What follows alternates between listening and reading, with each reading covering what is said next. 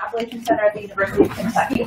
The Appalachian Center's primary focus is to emphasize the importance of diversity in the Appalachian region, with the preservation and improvement of the region in mind.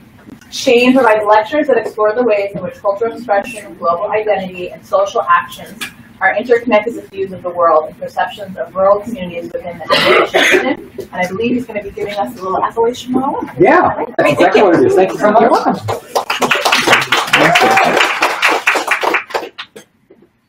Okay. So, when I accepted sort of this opportunity, I was the assistant director of the Appalachian Center. That was a role that I served for about 8 years. I have recently left that position. So currently, I work in the College of Agriculture at the University of Kentucky in a group called CEDIK, Community and Economic Development Initiative of Kentucky. My role currently, my background is in urban and regional planning and community development, which health is obviously involved in that. Though I'm not a health practitioner, I'm a community development guy, an Appalachian. But I'll get more into that. But I want to let you know that the project that I work on now is a promise zone, which is a federally designated region here in southeastern Kentucky, often persistently impoverished for a variety of reasons that we'll talk about. But my work is involved in doing community development in about 12 to 15 downtowns amongst many, many communities here in southeastern Kentucky, including Hyden, just down the hill. Okay. So my name is Shane Barton. I'm a 9th generation Appalachian. I can trace my family back to 1750 in southwestern Virginia in the coal fields. It may go back even further because I had a conversation with my cousin who's been taking our genealogy further. I've got it back to 1750. He's got it back to 1600. So we need to do some comparison. Okay. But like I said, 9th generation. This is about all I know, and it's sort of where my passions are. And you may ask, why is that? Well, what I like to tell people is there is something that all of us know, and we've known it all our lives, and it doesn't even seem that important to us. But when we meet other people who are unfamiliar, it's amazing. In Kentucky, in the Bluegrass region, sometimes that's horses for folks, or bourbon for folks, or things like that. For me, it was always coal mining. So for me and my family, this is kind of one of my first memories. My uncle in 1984 got killed in a rock fall.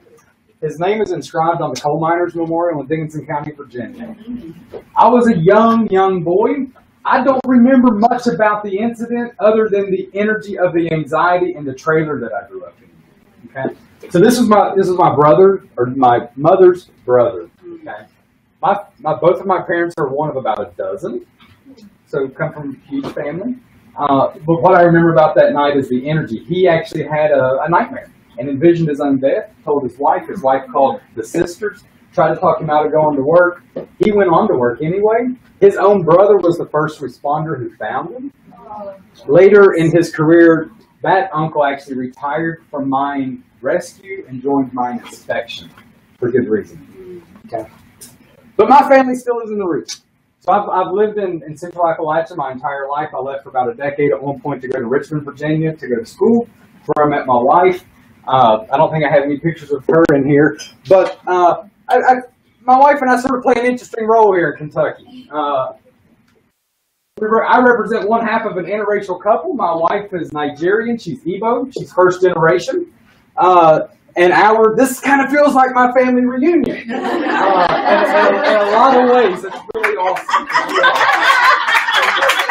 So we are a very blended family, all of us. But my family that lives in Virginia and Dickinson County, and deep in the coal fields, my uncle on my father's side has run this little grocery store for 56 years. He still does credit. You can buy things on credit in his store. Right across the road is the strip mine, so he's impacted every day by this practice. And when you talk to him, you ask him, "Man, they're blowing up your mountain. Aren't they messing up your water supply?" He acknowledges these impacts, but these are also the workers who keep the store alive. So there's this give and take in rural communities that sometimes it is hard to understand unless you're in them. Okay. But before we get into talking about Appalachia, it's good for us first to define what and where is Appalachia. So when I'm talking about Appalachia, I'm referring to the area designated by the Appalachia Regional Commission. That's a federal agency created in the late 60s, sort of in response to the war on poverty. And they designate what counties are considered Appalachian. Now, do you all have a sense of sort of where is Appalachia? Obviously, we're probably in it right now. It's kind of giving a little bit away, but where is Appalachia? Southeastern Ohio. Yeah. Southern New York. Damn, you all are Northern Georgia? a little bit. Yeah, a little northern Georgia. So this may have been the best response I've ever gotten. Okay. So much so that I added this slide to previous ones. These are what most people typically think of Appalachia. I hear, it's the Appalachian Trail. It goes from Georgia to Maine, right? Some people think about the mountains. This one is sort of the physiographic mountain region. Goes all the way up into Canada. Some people just think about coal and coal production. And that is definitely western Pennsylvania, down into Kentucky. This is just the Appalachian coal basin. There's actually other coal basins that aren't on this map that would be if we mapped them all, like western Kentucky has a massive coal basin. Illinois has a massive coal basin. Some people think about biodiversity because they know the mesophytic forest and sort of the contemporary, or our climate is so special here. You know, this is basically a temperate rainforest that you're in right now. But when I'm talking about Appalachia, I'm talking about the 420 counties that are considered Appalachia by the federal government. And we're talking 13 states from New York all the way down to Birmingham, Alabama. Pretty big region, and most folks, when we're thinking about Appalachia, that is not the region we think about, okay? When most people think about Appalachia, these are the parts. So over a 30-year history, this question was asked to students. And the geographer tracked the responses. 80% of the people could identify southern West Virginia and northern, what really is Tazewell County, Virginia, McDowell County, West Virginia as Appalachian. This is actually the region where I was a Vista for a couple of years. It was one of the ways I came back to work in the coal fields. But you can see as we get broader and broader and broader around sort of the area that you all noted as a group, only about 10% of the people who were asked this question can actually respond in the way that you all did. So kudos to you all. Okay. But look, what I hope to tell you in this talk, in this conversation and story, because it's as much about my life as it is about the people who have lived here. But what I hope to be able to do is to think about this. What's the difference between the red and the white counties? And what this map is this is the ARC County of Economically Distressed Regions. All of those red counties, they represent the counties that fall within the bottom 10% and economic indicators. So these are the bottom 10% of all counties in America. And if you map this in the nation, you'll see a couple little pockets in urban cores. You'll see some on reservations. You'll see some down in the deep south. And a huge pocket where we are right now in eastern Kentucky. Okay. What I hope to do is to describe the possibilities of why that may be the case. As we know, economic indicators are often tied to other indicators, including health indicators, right? So we're going to talk about that. But the other thing that I hope to instill in you is a broader story about the diversity and who were responsible for the accomplishments and the sacrifices of the place that I love. Because often us Appalachians aren't taught a lot of things about this region to be proud about. And we're often told the stories that are usually presented as stereotypes and sort of contradictions of the things that we know about ourselves. Okay? So that's the story that I hope to be able to share today. So one thing about Appalachian in particular as we think about economic performance is sort of classical economists say you need to be more connected, you need to export more, you need to be connected to a global world, you need to be more connected. Well, in some cases that may be true because if you pulled out your phone, you're probably not connected that way. Okay, I understand that. But what I want to say and what I want to share is that in my opinion, Appalachia is one of the most globalized and connected regions in all of America, outside of possibly New Orleans. Okay? Even the name Appalachia is of a global construct. We first see it on a 1940 map of DeSoto. It's an indigenous group in northern Florida. Okay? The Appalachia. This is where we first see any notion of the Appalachians. Later on, these people are decimated by human contact disease and eventually integrate with other panhandle indigenous peoples. Okay? So even from the beginning, when we start to conceptualize the word and the term Appalachia to represent this place that has so many meanings and has brought so many people together, it is of a global construct. But let's jump, because this is where the story begins, essentially, for me. This is a map of the Proclamation Line of 1763. I'll give you a quick history lesson, okay? Because some folks don't know this stuff, okay? And that's why I like to talk about it. So we are, as a colony, we are a colony during this period, okay? We are just coming out of the French-Indian War, okay? Now, before this, the French controlled a huge chunk of all of this over here on the west. They controlled New Orleans, okay? And until that time, the indigenous people on this side of the mountains were trading. They had trade routes. They were driving turkeys. They were engaging in global trade already. What we're often taught is of this land that is sparsely populated and doesn't hold a lot of value. But what we also know is that there are already incredible communities that have established networks, and they're engaged in the things that the white settlers want to be engaged in, but they're on the other side of the mountains. So, to take a step back, we just came out of the French-Indian War. Okay? The British essentially won, the colonies won. A couple things were learned. The British figured out really quickly that it is incredibly expensive to have a war across the ocean. That was the first lesson they won. They learned. So what they did is they established this line. They said, okay, we got to keep these settlers out of these indigenous lands because they're going to start fighting again, and it's going to cost us an arm and a leg. So it was in essence, it was about saving money. But the crazy thing here is that there were already land deeds and land warrants for this land. George Washington had thousands and thousands and thousands of acres that were deeded to him in what would be Ohio. So there was already this legacy of white settlers who had a plain stake to these lands from those wars. The Proclamation Line was established, really upset the colonial folks. Okay? And it was one of the impetus of the Revolutionary War. This idea that you're not going to tell us we can't go across those mountains. We already have land across those mountains. We know what is on the other side of those mountains. We want the opportunity. Okay? So this established a really interesting way for land to be appropriated and land to be given or land to be assigned. It was a really bizarre way. It was like a 4-part process. You didn't just like go to the courthouse and get a piece of paper that told you what piece of land you got. You had to go like stake the claim, hang out on it, cultivate something, build something, go check in with the government, show them your piece of paper. Then they would check a box, and then you go do it for a little bit more until you got your deed. Now, what happened in the state of Kentucky is we had 4 times more deeds than the land that could accommodate it. It was a cobbled mess. The only people that got rich were lawyers and survey companies. Okay?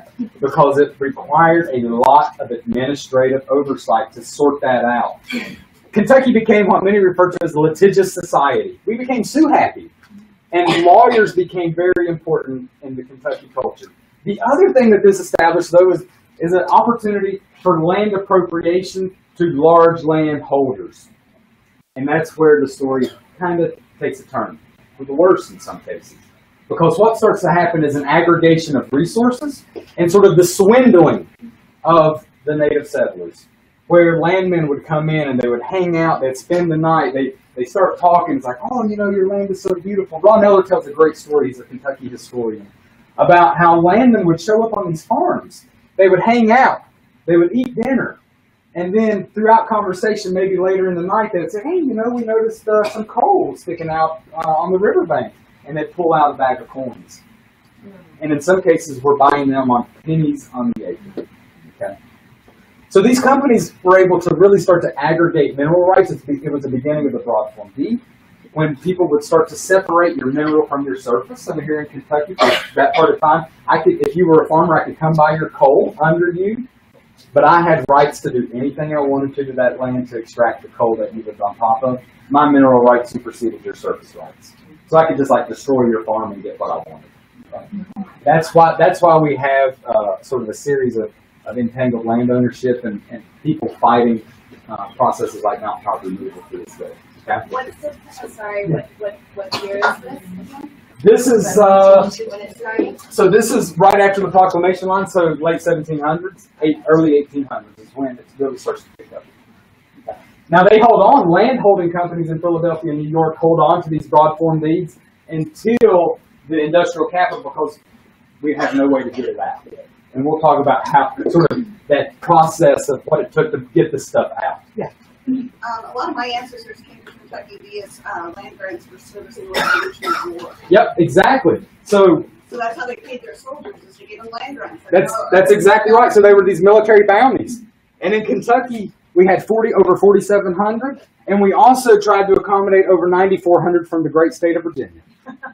Oh, wow. Yeah. So you can imagine. So it could be as little as 5 acres or as much as 50,000 acres, depending on your rank and how long your service was. It sure could. Yeah. So major discrepancies in how that land was sort of distributed. But what it does is it sort of starts the stage where people start to aggregate land and take land from the people who are living here. Ownership changes. Land ownership really impacts the way local investments come back into our communities. And what we often think about are the billions and billions and billions of dollars worth of resources that left, went to Philadelphia, went to New York, and none of those monies were ever reinvested in our communities. We don't have the infrastructure that the cities have because they were sort of profiteering off the resources here in this region. Okay. So we're going to jump 100 years to a painting. This is one of the most famous paintings in the state of Kentucky. This is a George Caleb Bingham painting of Daniel Boone coming through the Cumberland Gap. This is painted about 100 years after this event took place. Just to give you some historical context. There wasn't a painter sitting at the Gap saying, hold up, people. I got to paint something real quick.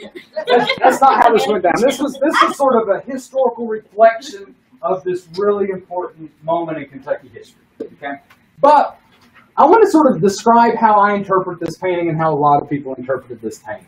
Okay, so like I said, there's this notion that sort of the settlers came to Kentucky, settled inherently in the word means something, right? There's a connotation there. There had to be something that had to be settled if you're settling the land, right?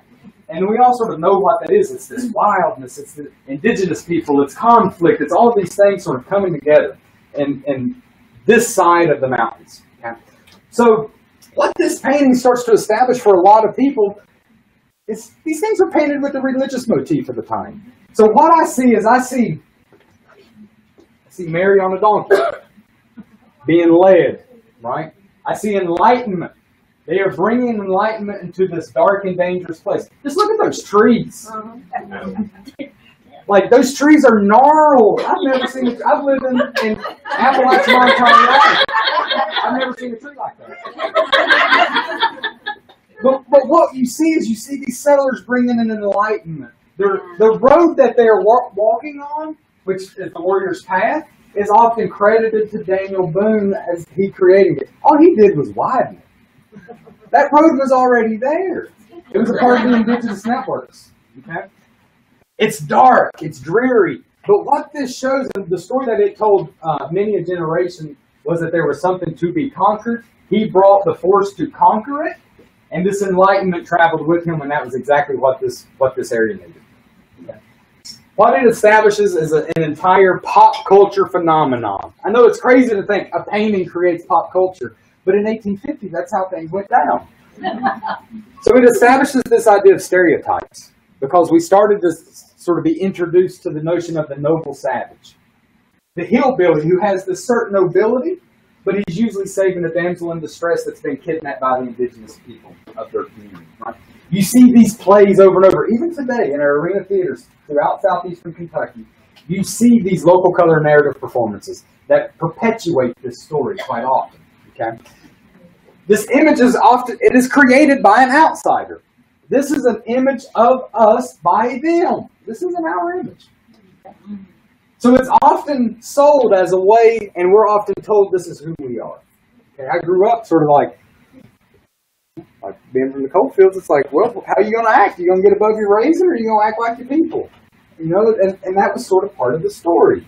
But the other thing that was really crazy that happened is we started to get short story authors. We got novelists. We got academics. Academics bought into this idea. I mean, there were academics who were promoting the idea of eugenics and that Appalachian people were of inferior genetic stock. Okay?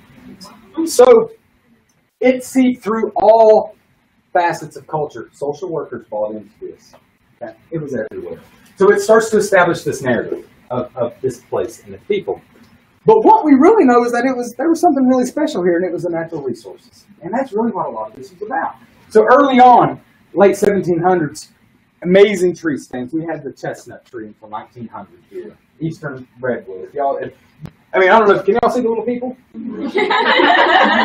Massive, massive, massive trees here. And we would just turn the pigs loose. Pigs ate these acorns. The biomass that was created from these forests was amazing. It was an entire ecosystem. I can't imagine what it was like for these families to see these forests. I don't know how I would have done it. I'm freaked out over the ocean, let alone trees this big. Because what I'm going to think is what climbs those trees. But early on, there was this sort of historical notion of like the fear of the forest. So there were people sort of clearing little pockets to create their little homestead because they didn't quite know what was out there. It's probably where I would have been. But what we also know is that at this point in industrial life here in eastern Kentucky and central Appalachia, it is controlled by northern industrialists. This is when we see the infusement of capital. The outside capital is huge. This is also when we see the influx of the timber land agents coming in and sort of starting to clear-cut everything. Okay? Also at this time, to demonstrate that globalization that I had referenced earlier, the largest sawmill in America was an investment by folks from Glasgow, Scotland, and Cape Town, South Africa, and Newport, Tennessee. Yeah. Imagine that. But this was sustained life for a while. These timber operations, they would cut the hardwood, they'd cut the softwood. We did not have railroads. We did not have roads. All we had were rivers at that time. Okay, so they would create these huge rafts of hardwood. They would line them with softwood, and they would wait for what the old timers called floods or tides, or the flushes. Okay, and what we're talking about are the floods. So when the spring floods would come, there was some poor soul that had to ride that raft down the river all the way to port, and then they found their way home. Okay, that's the part that I'm always like fascinated with. Like I understand riding the thing, but getting back from like New Orleans in 1870, you know, all of this was shipped out. Almost all of it was shipped out. There was some home construction here locally done with it, and home charcoal production for home heat. Coal wasn't really a thing yet, and it gets interesting when we start to make that shift. And what brought that shift on was the railroad. It was an industrial game changer in eastern Kentucky because before the railroad, we did not have an adequate way to get resources out other than the river to flow. We had some antebellum mining that was taking place, but it was in those sort of contours of the river where people could get it really easy. And they sold it not by the ton like we do now, but by the bushel. And it was always for home heat. They would float it down, usually the Greenup River to the Ohio River, in these like bulkheads similar to the ones they would originally do tobacco in. But this was an industrial game changer. But what this also brought was a drastic transition, and this is part of the conversation where I try to focus a lot on diversity. Because this is where it's important for us to acknowledge the accomplishments and the sacrifices of people who made this place great. Because oftentimes we don't reflect on that. We've let the last 100 years occupation define our character and our worth. Can you name another place in the United States where a region is defined by what the job they do? By their occupation. Here in eastern Kentucky, we define ourselves by coal mining. Okay? So I challenge you to find another area where the people have allowed others to define them by their occupation. It does something to your psyche, right? Detroit auto manufacturers, Pittsburgh steel plants. I live in Hyden, we're known for gaming. Gaming. Hey, that'd be something good to be known for, I guess. Not all of us work in casinos. Right, exactly. But that's what that is. Yeah. But in terms of, do those, if I critique the gaming establishments, do the people who work in them take offense? Here they will. So the conversation has changed in Appalachia in the 1980s when I grew up. I remember all of my family who worked in the coal mines. You could talk about it, but when you talked about it, they were critiquing the man. And by the man, you mean the company. Okay? Yeah. So now, there has been such an amazing shift in the messaging. If I critique a coal company or a coal practice, by the fact I am critiquing that coal miner and their family. Okay. Little different. But we saw this transition happening when the railroad came. We started to shift from logging camps into coal camps. Now, we had always had mining operations. There were a lot of weird stuff. We had our first gold rush here in Appalachia. Didn't catch on, apparently. But we were mining a lot of stuff here. You know, from cutting limestone to mica, salt, all sorts of weird stuff. But this is also a time when those land agents from way back when started to aggregate these holdings. Forks and Coal Company, Leslie County. Imagine that. We're in Leslie County right now. At one point, the subsidiary of Ford Motor Company owned half of this county for its coal reserve. Okay. William Kine, who was the Stearns land agent, started buying up thousands of homesteads down further south here. And what they were doing is they were aggregating the land to start to extract it. They had a way to get it out. But if you have a way to get it out, you've got a resource. What else do you need? What was that? Well, the railroad is the transportation. You need people. You need miners. You need miners. And we'll skip. I already talked about the antebellum. You need miners, and how do you do that? Well, in that time, you create what we call a coal camp. Okay. Has anybody heard of coal camps? Couple hands up. Okay. So this is really important to me because this becomes the definition of the next sort of century for Central Kentucky, or for Central Appalachia and Eastern Kentucky. Okay. So coal camp. These are all the coal camps in Eastern Kentucky. I worked on a project with a local archaeologist, a colleague of mine at the university, where we created a coal camp documentary project. It's still online. You can check it out, and I would invite you to. It's really cool. So imagine a social media platform for communities where every town has a page to share stories. That's kind of what this website is. So we were able to identify about 420 communities. We know that the historical record shows that there's closer to 500 or 600. We just weren't able to find them. They're gone. They're erased off the face of the earth from all records. So we went back to old archives that documented company stores. And I'll talk about what I mean by the company store. So these coal camps were really a manufactured community owned and operated by the companies themselves. So in order to accommodate this large labor force, they had to build the town. There weren't towns. People were living in little homesteads. Now, part of this, the miners actually wanted higher wages. They wanted nicer accommodations.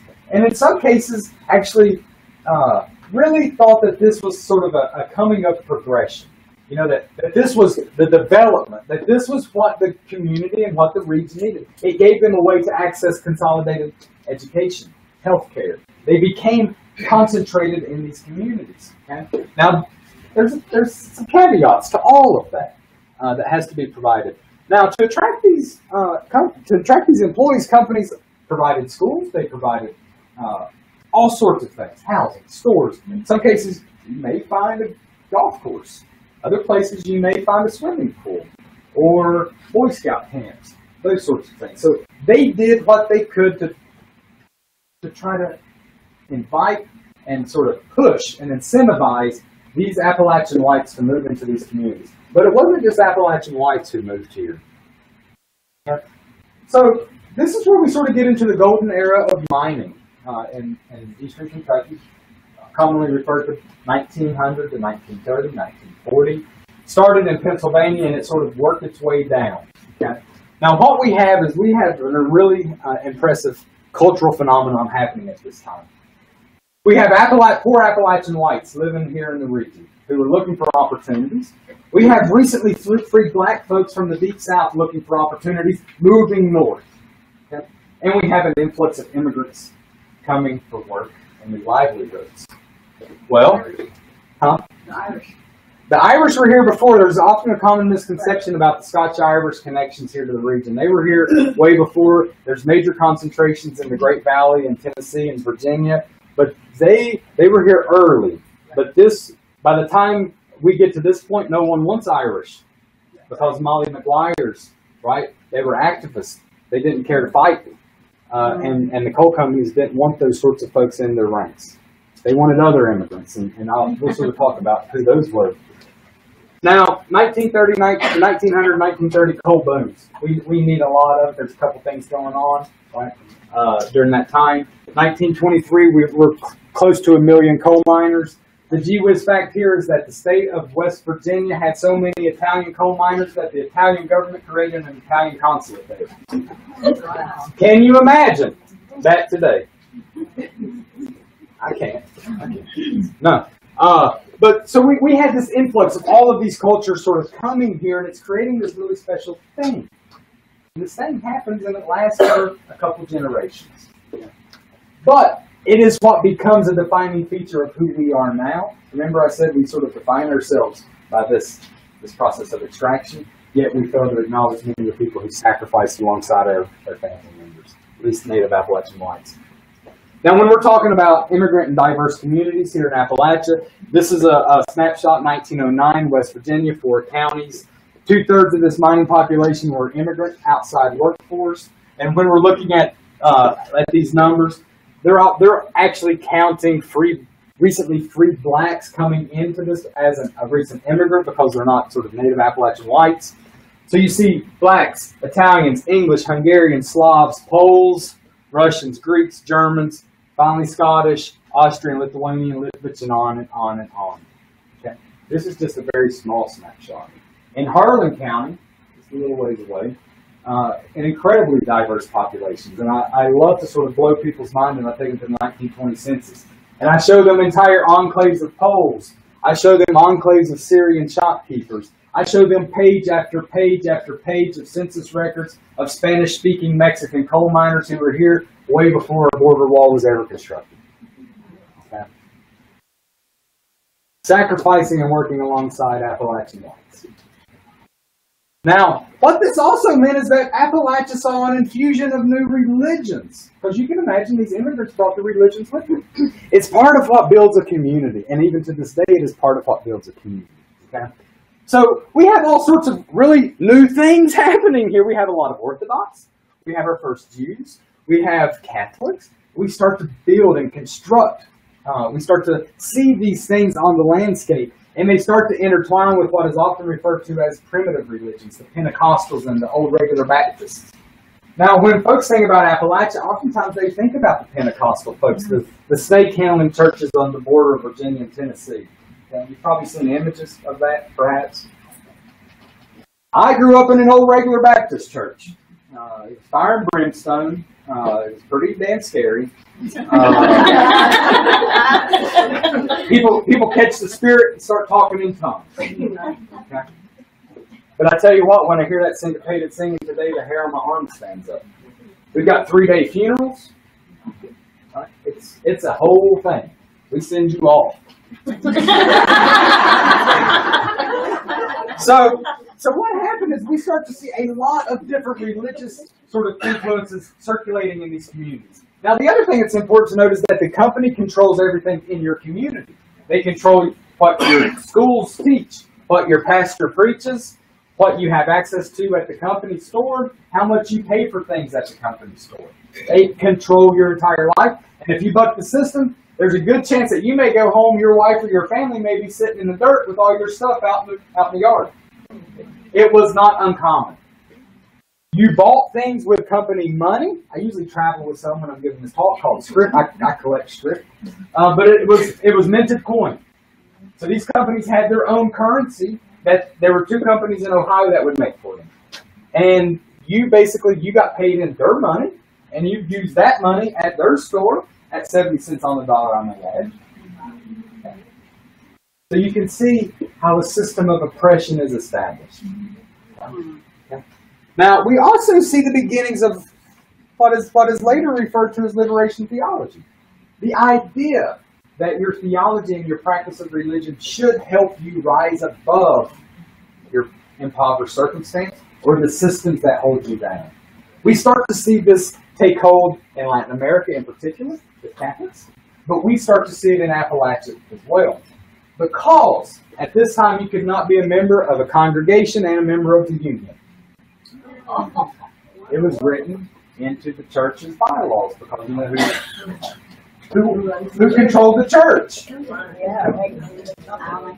So that created a lot of strife here, obviously, when you have a lot of people who were devoted to the religious and various religious perspectives. So we start to see that. We start to see religious practitioners get involved in the social struggle here. And we start to see them advocating for things that improve life, safety, wages, honesty, equity, equality. Okay? Now, the other thing to acknowledge is that all of this is happening in a very segregated community. While all of these people are intermingling and working underground together, and the lives of my family members were dependent on the lives of immigrant families, they still lived in separate quarters and in separate neighborhoods, often with very derogatory nicknames, these communities. Okay?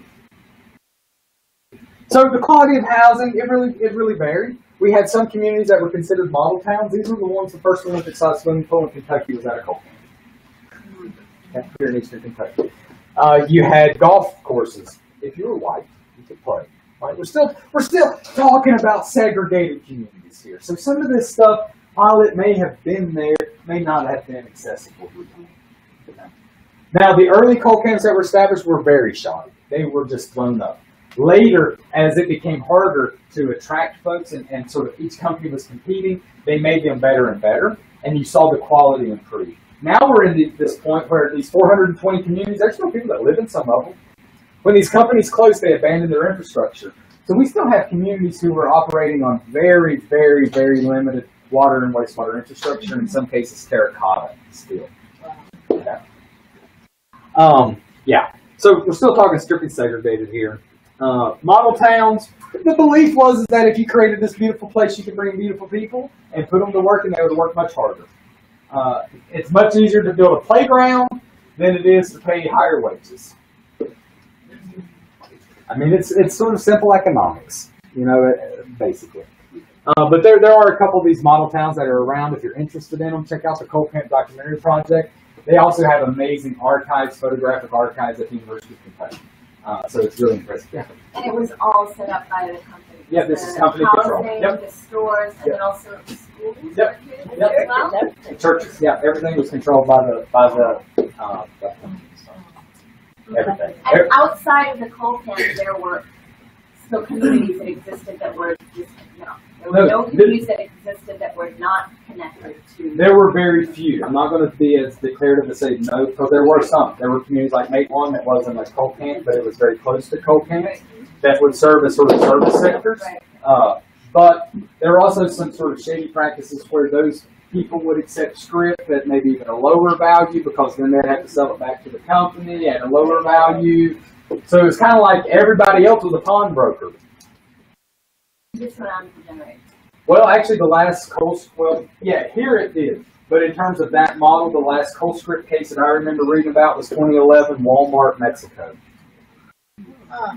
So what about Hyden? Hyden, I should have checked on that. I think it was a coal camp originally.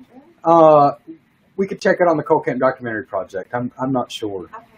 I don't know its history, but on there we have the company that started it, the different scene that was mined, the year that it was in operation. Was it the Senator Hyden or something that he was named after? I don't know. We have his picture on a wall up in our school. I should have done my more due diligence in terms of Hyden and Leslie County before I came. Not in Hyden. Yeah, there's tons in Leslie County. Tons. So Shane, I appreciate your presentation. So one of the things that brings to mind was when I was in Liberia. So across Liberia sits right across the equator there in Africa, and so they had the rubber plants. But Harry Firestone bought 2/3 or a third of the country that they owned, and people actually lived on the rubber plantations, and all of the same things that you're talking about. This is the plantation colonial mentality. Absolutely. Yeah. And to this day, you go to the Firestone store, the Firestone school, the Firestone hospital, that the Liberians are basically indentured servants, indentured servitude into perpetuity. And they're born into it, and they die. They die. It's a very similar story. Really interesting. And it's no different from the sugar plantations and the batays plantations in the Memphis. Absolutely. Absolutely. And many people will talk about Central Appalachian development in a colonial perspective. Absolutely. And now you sort of see why that's the case. Just slightly off the topic of Kentucky. Yeah. southwestern West Virginia, Yep. Coalwood. Yeah, Coalwood, Well, yeah. Rocket Boys, woo! I've lived them all. I've been there. Yeah. Same situation. It's exactly the As, situation. like the mines close and the towns just fall apart. Yeah. It happened there first. This is like across all of Appalachia. That This- coal related. this and started not in- just Kentucky, right? This is coal. Okay. These are people's stuff. These are coal communities. Just coal. So we're talking western Pennsylvania, eastern or all of West Virginia, Yeah. southwestern Virginia, eastern Kentucky. Right. And the money left here and went to all those big Went to big cities. which is why We all have- of these communities are the poorest in the country. It's one of the most- reasons. Yeah. It's one of the reasons. It sets the stage for other things to take hold. Now, the way I describe it from an environmental perspective, because my background I was also in environmental science, is that when you heat the pond up and the oxygen starts to be less and less, the littlest thing that's introduced can really have a big impact. And I think as you all are thinking about health outcomes and rural health disparities, it's these sorts of situations and these sorts of systems that create really the perfect opportunity for these sorts of particular health challenges to present themselves in rural communities and communities that are persistently impoverished. It's a similar story. Now, this is one that I thought you all may enjoy. Lynch, Kentucky, Harlan County. It was owned and created by U.S. Steel. Now, earlier we were all oohing and on about the 25 languages that were spoken in Houston, Texas. 21 languages. 25 languages in 1850 spoken in New Orleans. Well, Lynch, Kentucky, 1920, 11,000 people, 38 languages. Okay. So imagine the translation services and issues there. Or the lack thereof. Or the lack thereof. Nothing was there. Now, why would a company want a bunch of people who couldn't talk to each other? By design. They can't build their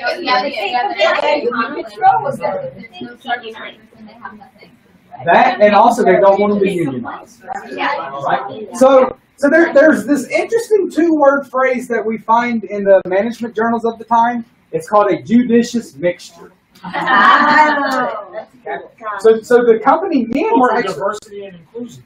yeah, right? 100 years later, right? Yeah. So these company men were actually following the protocol of the journals, the management journals at the time, to create a judicious mixture of people, of employees who were really sort of in a position to be controlled because they couldn't communicate underground. But let's think about it. They're a very dangerous occupation where the lives of themselves and others are dependent on their ability to communicate. That's a little strange. So this is Lynch. This is actually the white part of town. The reason I can tell is that it has the really nice quadplexes, the fourplexes. The hospital is this building here. Really awesome community. Sorry. No, you're fine. You can interrupt. Is there any history of folks that did try to unionize or did try to advocate? Yeah. I would suggest you watch a movie called Harlan County. Here in Harlan County and Bell County, 1920. Harlan County, or Harlan County Wars. I'll make sure that I'll send some resources to make sure that it gets out to you all. We had mine strikes where people, essentially the federal government dropped bombs on us. So the mining wars in West Virginia were all about this, where literally federal military dropped bombs on American miners who were striking. Yeah, that happened in West Virginia. But this was an interesting community. This community was notorious for having one of the best school systems. They would actually bring teachers down from all of the Ivy League schools. Really amazing. It's incredible when you start to think about how many PhDs came out of Lynch, Kentucky. It's really awesome. A gentleman, but there's a lot of really great stories. It's hard to sort of encapsulate all of them. But I want to tell you a broad story. There's a group called the East Kentucky Social Club. This represents the African American diaspora because Lynch was a very black community, a really amazing cultural community. Now, as these companies shut down and the coal camps closed and people left, this community stayed in touch.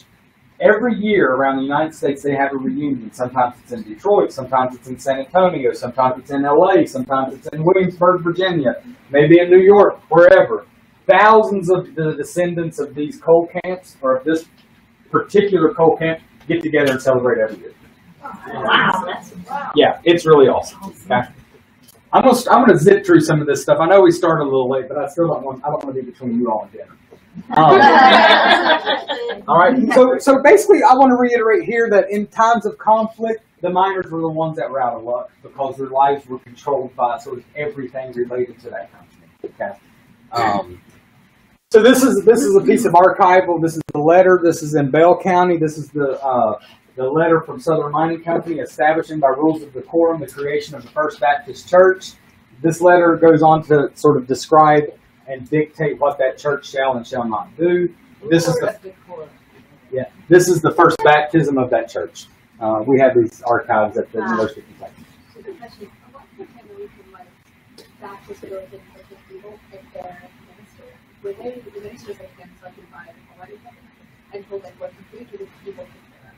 That's a good question, and one that I'm not quite sure about. I know oftentimes in our sort of primitive religions, folks aren't coming with a theology degree. They're sort of like, they rise to the Spirit and education. Right. I don't know how that played out here. Okay. What I do know is that when those facilities were created, oftentimes they were controlled by the company. I wish I could give you more details, but I'll give you my card and I can ask some people. Okay. So I do want to sort of talk about, this required a lot of labor. This is before machines. Everything was hand, right? We're blowing up the side of the mountain. We're digging holes. We're ogging our way in. We're setting charges. We're running out. We're exploding the high wall or the long wall. We're going in there and we're shoveling by hand. Okay? Lots of people died. Lots of people. So between 1900 and 1930, over 71,000 people were killed in the coal mines. Okay? That's huge. That is huge. Okay, when you start to talk about health disparities, that's kind of... Yeah. Now, this is Harry Fane. The only reason I know his name is Harry Fane is because he's documented in the archival record. This was sort of his typical day. He would take the auger, he'd drill a hole, he'd plug a charge, he would explode it. Harry Fane was rumored to be able to shovel between 8 and 10 tons of coal a day. wow. Whoa. Okay. Yeah, this little man on his knees. On his knees. On his knees. So when we're talking about like the occupational health hazards, I mean, kind of crazy. So here we already talked about some of this. Now here's the other interesting thing. They did offer English classes, but oftentimes they were also paired with what they refer to as Americanization classes, where they would teach about the dangers of unionization, right? Because the other thing to remember at this time is that communism is a legit political party around the world. There are card-carrying communists in the world, and they're actually doing kind of good, right? They're not as crazy and bad as we make them out to be. They are a legitimate political party. Okay, but if you came, this is actually from 1909, I believe, in West Virginia. If you were an immigrant, you showed up in that camp, they were going to put you through an Americanization course and sort of wring out any sort of hope that you would have of joining the union. Okay. Now, I love this, and I'm going to read this to you all because I think that it speaks to what I'm talking about. And then I'm going to sort of zip through some diversity. But a colleague of mine, Dwight Billings, wrote this for me when I curated an exhibit on the immigrant experience in Appalachia. And the way that Dwight Billings describes it, he says, is that the miners' common experience underground and their mutual dependence upon each other for their safety and their shared opposition to the economic oppression and injustice helped forge in Appalachia what some labor historians have described as perhaps the most homogeneous, militant, class-conscious workforce in America. Pretty impressive. These aren't the things you're taught in elementary school. But these are the things you learn later in life that, for me, help me be more proudful of the place that I've always loved. Okay.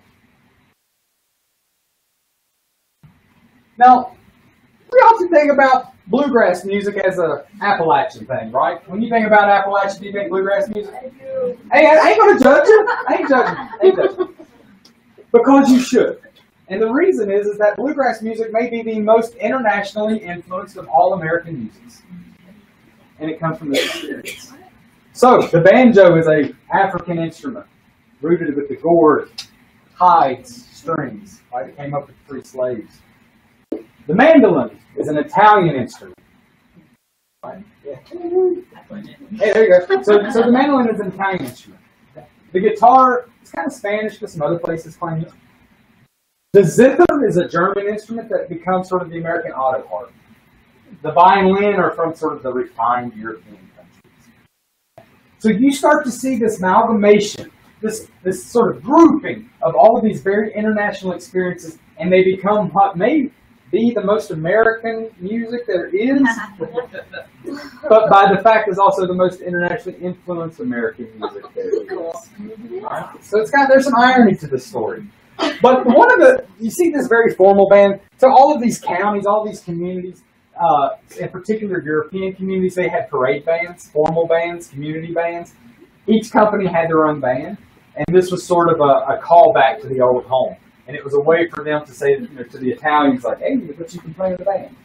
We have this formal band. You can be a part of the parade band. You can carry on that tradition with your family. Okay. But it's 8 minutes over what I was supposed to. I want to go through the diversity because this is the part that is really special to me. Okay. That other story, it's fun and it starts to set the stage, but this is really what is impactful for me because these are the stories that are often never told. Okay. And in particular for myself and my wife, we sort of claim ourselves as, not to take it away from Frank X. Walker, but we do consider ourselves sort of the prototypical Appalachian family. If you're not familiar with that term, check out the Appalachian poets, Frank X. Walker, African Americans here from Kentucky, who are incredible artists and poets. Okay. So let's talk about this. So we're going to talk about Appalachian diversity, in particular African American culture and history. Up here we have the Clinton 12, Newt Market, Tennessee, one of the first integrated schools in the South. Down here we have the Highlander Center. Do y'all see anybody in that picture you may recognize? Bingo. Martin Luther King. Okay. We're going to talk about his connection to Appalachia. Okay. Highlander Center. The far left. The far left. Martin Luther King. So, before we talk about this, let's talk about the perceptions of diversity in Appalachia. I just told you a story about all of the immigrants and all the people who contributed and sacrificed and created major accomplishments here in these communities. Now, Tom Ford, 1967, he was a researcher working with the Appalachian Regional Commission. He wrote a report that would later then help create the Appalachian Regional Commission. He is quoted as saying, "The numbers of Negroes are so small that the consequence of their presence is not significant." I can't believe someone would actually have the gall to write that on paper. Or have their secretary type it, probably is what this dude had. All right.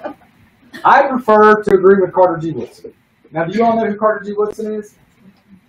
Well, he's a career college graduate. Correct. Minor. Yeah, you just hit all. How do you know that? Are you a Berea College student? I live in Berea. My wife's a professor at Berea. She's a theater professor there. Yeah, so Carter G. Woodson, he's really awesome. And for all of those reasons that this young lady just said. West Virginia coal miner, graduated from Berea College. Actually went to Berea College and had to go up north to graduate. Graduated, I think, in Chicago, I believe. He created Black History Month. Talking to West Virginia coal miners, the reason we celebrate February is Black History Month. Let that sink in. Okay? Now, his quote, I loved. And I think about this for my own people, my own Appalachian white folks. Those who have no record of what their forefathers accomplished lose the inspiration. If that ain't the truth, I don't know what it is. You know?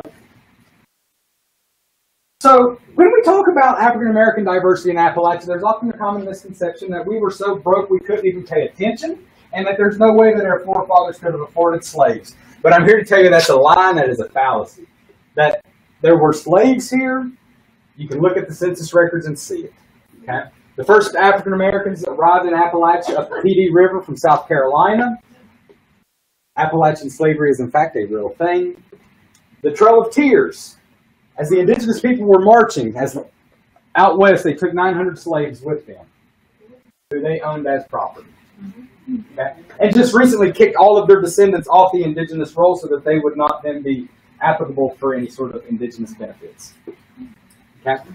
Daniel Boone, the gentleman that I showed that painting coming through the Cumberland Gap, he had slaves. Did y'all see him in that painting? I didn't either. Okay. He had them in Boonesboro. Okay. Now, Rosa Parks. You may think, what is the connection Rosa Parks has with Appalachia? I thought that was way down there. Okay.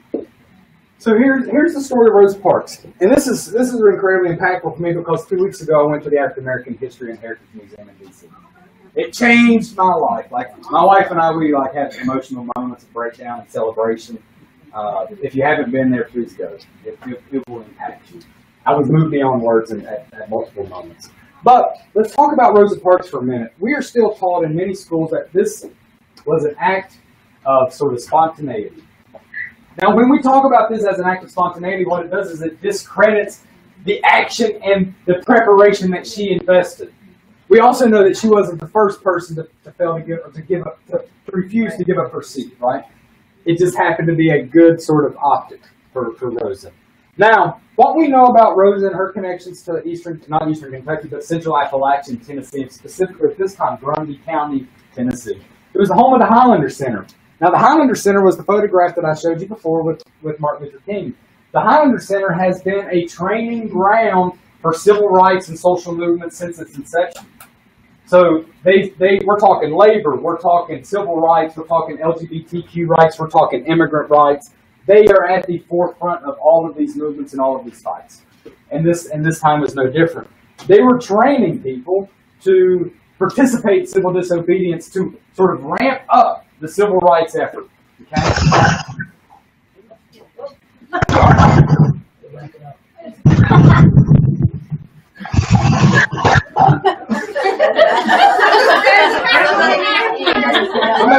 Somebody mute yourselves. So what we know about this time, 1954, Rosa Parks attends the first training at the Highlander Center, right? 1955, Emmett Till. We all know the Emmett Till story. And again, go to the African American History and Heritage Museum. Their exhibit, it's a short-term exhibit. They have this casket. Okay. That next summer, she attends the Highlander Center with Martin Luther King. That is where he has been trained in civil disobedience. It doesn't just spontaneously happen for him. He receives those skills here in Central Appalachia because of our history tied to social struggle and movements. Okay? They meet each other. Summer of '55, they train together here in Central Appalachia. A mere few months later, she refuses to give up her seat. Okay? So those actions have roots in this place because of the struggles of the people who came before them. Okay? Clinton 12, I won't go too far into it. They met Rosa Parks. There's a wonderful documentary I would suggest watching if you have time. It's called Clinton 12. I got to hang out with Bobby Kane one time, about 6 or 7 years ago. He was one of the young men who came down. What I always like to comment on this is that their school was bombed. Billy Graham, religious figure, actually paid $300,000 to rebuild the school and created a campaign at that time called Just Say No. And the irony here is that this Just Say No was an anti-racism campaign. What we know about the Just Say No campaign of the 80s is that it may have quite possibly been the most racist public policy of our times. Amen. Okay. There's a couple heroes I always like to share here. Martin Delany. He's a West Virginia. They want to mute up there. Oh, she did. Okay. So Martin Delany, he is the father of black nationalism. We wouldn't have a Marcus Garvey, we wouldn't have a Malcolm X, we wouldn't have any black nationalist thinking without this gentleman. He grew up in West Virginia, became one of the first commissioned black officers in the Union forces, was one of the first 3 blacks admitted to Harvard Medical School. Really amazing story that no one will ever teach you. Okay? The other person that more people know is Booker T. And Booker T grew up in a little place called Hellsford, Virginia. His mother then moved him to West Virginia. He was a coal miner for a while. But what we know about Booker T, right, is that his opinion was that we're going to create our own systems to battle these other sort of economic systems of oppression, and that only through economics and entrepreneurship can we sort of rise above. That was sort of the essence of the Atlanta Compromise. And as we know, history sort of tells that story in different ways and has told it over different ways over time. Now, Snapshot, when we're talking about Appalachia in its current standpoint, what is really important to know that is when we look at those 420 counties, the majority of Appalachians are actually urban.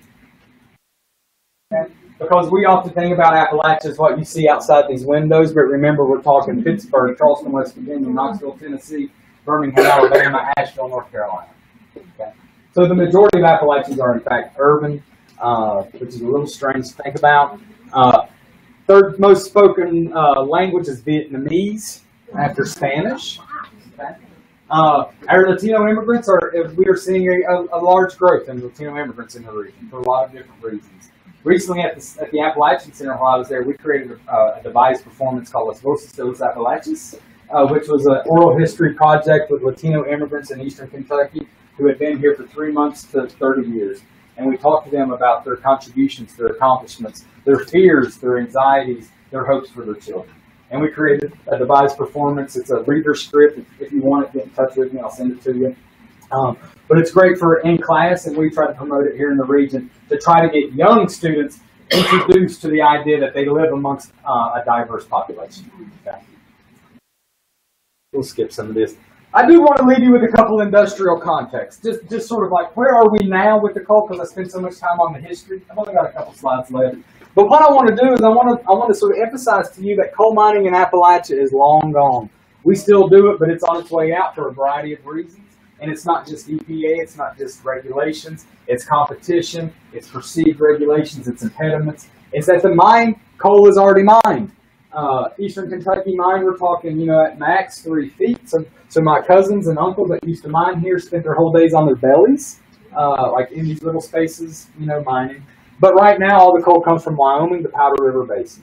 The Powder River Basin right now, this is in 2010, so these numbers are actually sort of more exaggerated, is that the coal produced in the Powder River Basin in 2010 equaled the next 7 states combined.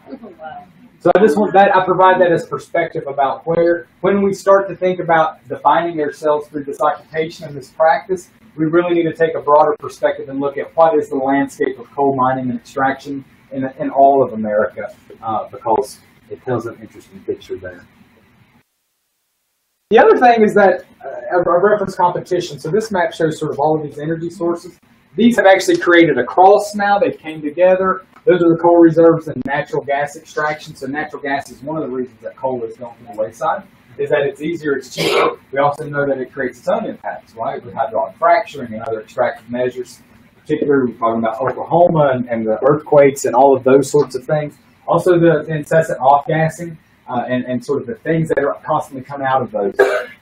I'm not an atmospheric scientist, but it seems like from a pragmatic perspective, if you know that you mix all of that stuff in a little tube and it gets hotter, you kind of have to assume that if you put it in a big tube, it's still going to get hot. I mean, that's kind of how I look at it. This is pragmatism. I'm a pragmatic scientist. The other thing that I want to sort of emphasize here is in terms of production has went up while employment has gone down.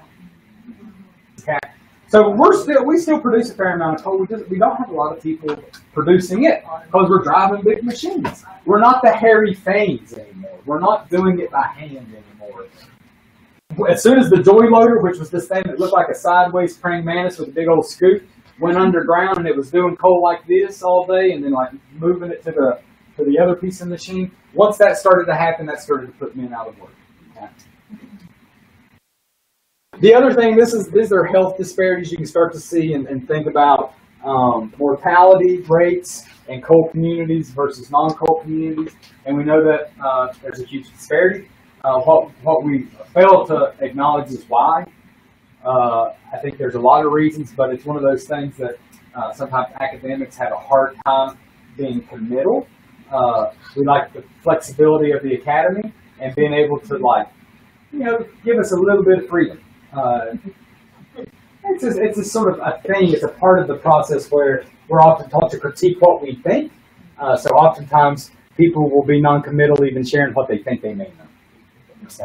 And I sort of I mentor academics a lot about like what it takes to work with a community, and I tell them a community doesn't want you to come in and sort of be non-committal about the things you think you think. They want you to be committal about the things that you know. Yeah.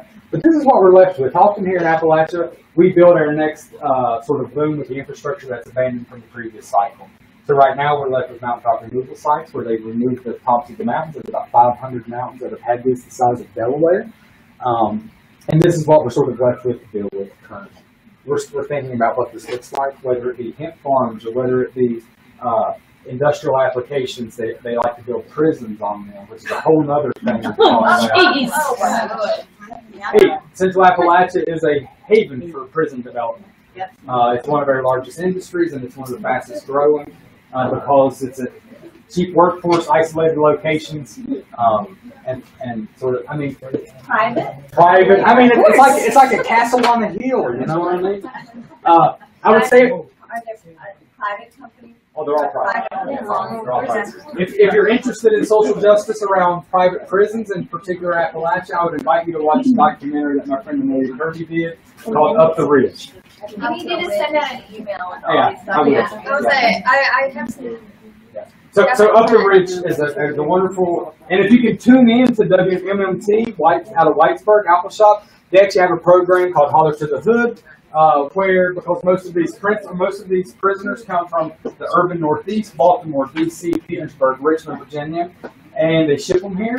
Well, they're isolated from their community, so this program, Holler to the Hood, is sort of based in 1,000 kites. If you know prison culture, a kite is a note that you pass around the yard. So it's part of 1,000 Kites project, and they have a program where they play hip-hop music in the prison, and the local communities can then call in. And when I used to listen to it, they would basically pass the phone around the family, and you'd hear like updates on like, yo, cousin JoJo's like just got his GED, or like, well, you know, like you would hear all of these updates on the family. It was really remarkable. What's it called? What station? WMMT. It's out of Appalachia. You can stream it online too. Yeah, you can stream it online. Awesome. I've got your other list. I've got a huge list of resources. I give this talk a fair amount. I actually give this talk, and usually it takes me about 3 hours because I tell a lot more stories. And I have part two. Yeah. But I want to sort of wrap up with not that slide, but this slide, because I was talking with someone about this earlier about the internet. So recently, a few years ago, time flies, it's probably been more like 5 or 6 years ago, federal government wanted to shut down a bunch of rural post offices. Okay, and my colleagues and I were like, I don't think that's going to happen. We need to sort of check into this a little more. So we started reading the reports. And there were a couple of misconceptions that we wanted to follow up on. One was that, well, you got the internet now. Oh, right. People don't use the post office. What do people use the post office for? All this stuff. So here's what we did. We decided in Eastern Kentucky, this was the service region that I served as the assistant director of the Appalachian Center. Okay, 54 counties. And what we did is we mapped all of the post office in that region. The green ones were the ones that were going to be remain open. The red ones were the ones that were proposed to be closed. And then what we did is we mapped internet connectivity. Now these are the red is where you can have decent connection. This isn't connection rates. This is your ability to access the internet if you can afford it and if you have the technology and the computer and the hardware. This doesn't say, these aren't connection numbers. This is the possibility to be connected if all is well in your world. So they were going to keep the ones open in those areas. Yeah. So you can see there's kind of a fallacy in this argument. Okay? The other thing is we started to interview postmasters and postmistresses because we knew that there was more to the story. And what we soon found out is that these postmasters and postmistresses in these small communities were often the only person, and you all will appreciate this, were the only person who checked on homebound individuals. They brought them medicine. They brought them groceries. They mentored them. They gave them access to federal forms. If they needed tax support, they would help them. If they needed a passport, they're the ones who had the forms. And in some communities, these post offices were also the only square footage of publicly owned space. So imagine, you know, and we're talking, some of these post offices are literally like, they look like a shed that you would buy at Lowe's. But that is where the hub of activity was. I couldn't tell you how many rural post offices I went into in the summer, and there'd be a basket of tomatoes, and it's take what you want, or beans. And it's a sharing economy and a sharing community. And what we were able to do with it, it wasn't just us, but we contributed to that conversation. So now there's actually a moratorium on these closures. I can't remember for how many years, but they will revisit it at some point in the future, and they will want to close these post offices again. Good job, Shane. Thank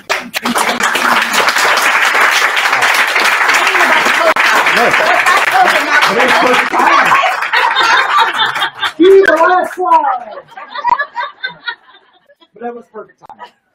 So I think, you know, there are a lot of folks who were advocating for this, and I think public health folks and people interested in health disparities and creating healthy communities, whatever and however you define that, whether it be equity, equality, economics, or environment.